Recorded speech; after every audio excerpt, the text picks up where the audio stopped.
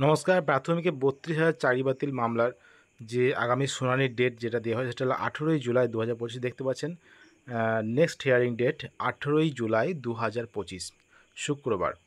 তো আগের দিন আমরা দেখেছি শুনানি হয়েছে এবং সেই শুনানিতে কিন্তু আইনজীবীরা তাদের বক্তব্য, তাদের আর্গুমেন্ট করেছেন এবং বিভিন্ন পক্ষের আইনজীবীরাই কিন্তু আর্গুমেন্ট করছেন।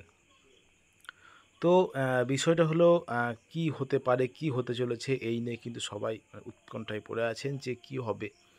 তো এটাই বলে রাখা ভালো যে তথ্য প্রমাণের ভিত্তিতে কিন্তু সমস্ত কিছু হয়।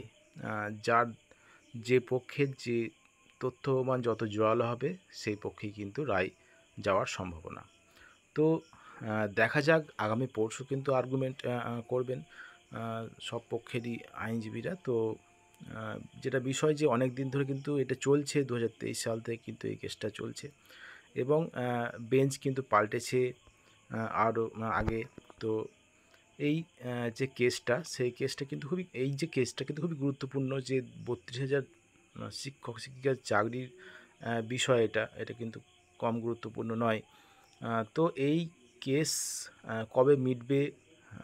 আশা করা যায় খুব তাড়াতাড়ি এই কেসটা মিটে যাবে। যাই হোক না কেন, খুব তাড়াতাড়ি এই কেসটা মিটে যাওয়ার সম্ভাবনা আছে, কারণ পরপর হেয়ারিংয়ের ডেট পড়ছে এখন।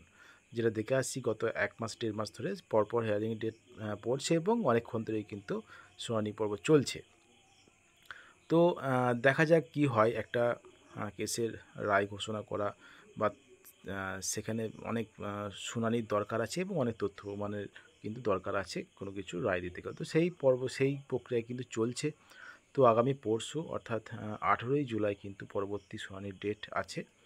তো দেখা যাক কি হয় আগামী পরশু এই ৩২,০০০ চাকরি বাতিল মামলার।